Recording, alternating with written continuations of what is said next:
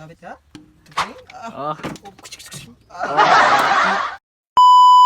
What's up mga boss gogern? So today, we're gonna be an electrician for today's video, okay? So nikalit itaglarga diha no, kanipalit patagbala sa kremping, alright? So sa walay pagrangay no, gikat-kat ato ng balay sa tuang kawatan ay isti ato ang tauran og kuryente. Lome. So pagkahuman na natuan na ng ilambod diha aron dili makabuhi sama sa inyong uyab. Bisa pag-init kayong panahon atuan ang paningkamutan kay kwarta naman eh. Mane, nalungkabo na nato ng ilang atop kaya tuan na ng gaidan sa banting aron di mahiwi ang inyong relasyon, okay? So as a criminology student na mga nguray og lubi tapos electrician pa, I'm proud of myself na makakwarta na ta sa tuang sariling singot. Di pareha sa uban diha na sigig ingon nga ma, anong ulam? Buang ka? Pero joke ra kay basig mga suko na nang uban diha aba.